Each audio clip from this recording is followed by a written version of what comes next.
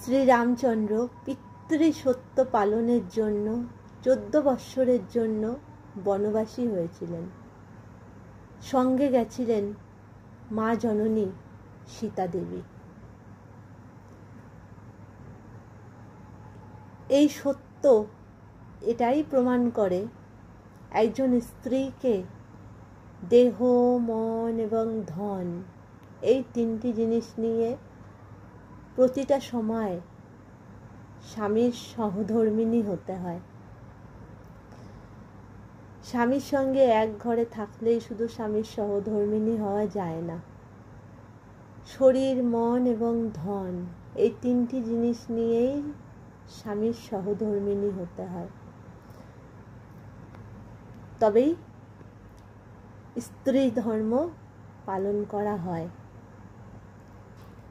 মা জননী সীতা আমাদেরকে স্ত্রী ধর্ম পালন করতে শিখিয়েছিলেন।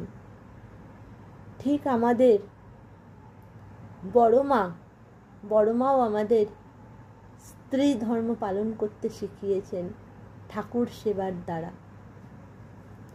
ঠাকুর সেবা কিভাবে করতে হয় এবং স্বামী সেবা কিভাবে করতে হয় এটা বড় মা আমাদেরকে শিখিয়েছেন।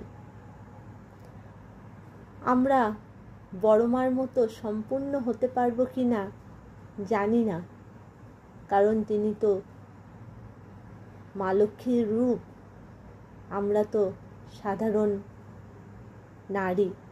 কিন্তু তাও আমরা চেষ্টা করব যতটা পারি বড় মার মতন স্ত্রী ধর্ম পালন করার।